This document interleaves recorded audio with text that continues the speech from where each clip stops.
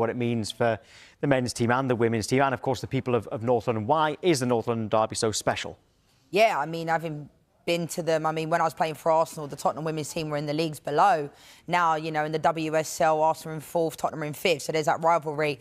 I think, you know, these two sides, they often just battle who can finish higher above each other, don't they? They're not focusing on even the league. They're just thinking, we need to finish above them. And to be honest, of all the atmospheres I've been in, Arsenal-Tottenham is definitely one of the most intense environments. I mean, you're talking police escorts from Highbury and Islington train station. You know, the fans are going along with the horses and all that. Like, and there's not an atmosphere quite like it, to be honest. My dad's a Gooner, so I've been to a number over the years, and the feeling, like the fans, they just love it so much. And, you know, for me, I've been to a lot of places all over the world and been part of a lot of rivalries, and this one's definitely up there.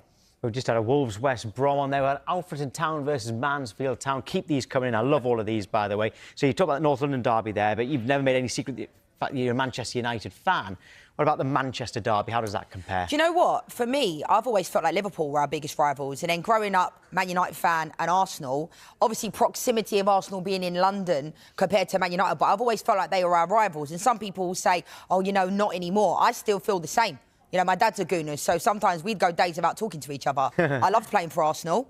I spent 12 amazing years at that football club, but I, you know, breathe, wear my heart on my sleeve, eat, sleep, breathe Manchester United. So when I look at rivalries, I think because Manchester City have only kind of become that way in the last 10 years, maybe if I lived in Manchester, I might feel a little bit differently, but I've always felt like Liverpool were more of our rivals. And I've always felt like Arsenal, you know, growing up with the battles that Arsenal and Man United had with Arsene Wenger and Sir Alex and Vieira and Keane and those types of eras, they were my favourite times. But I think, you know, when I look at globally, you know, I played at Juventus, Torino. They were unbelievable. I lived in Cyprus where, you know, Apollon are playing Apoel when the games are getting abandoned because fans are throwing flames on the pitch. You know, and when I played for... Obviously, we don't like to see, but I can see what you mean. That kind of does make it sound, well, much more fierce. No, it is. And you look at, like, even in the Netherlands, you know, Feyenoord in Rotterdam, like, you see that one bridge all the fans come across, like, there is this hostility there. And I think when you look at, like, when I played for Espanyol, I used to want to go and watch Barcelona play, and I made the mistake of posting a picture of myself at Camp Nou, and it was like, oh, I completely forgot that was in Espanyol, because obviously it was during the time when Busquets, Messi, you know, and Iniesta were at Barca, so I wanted to go to every single game.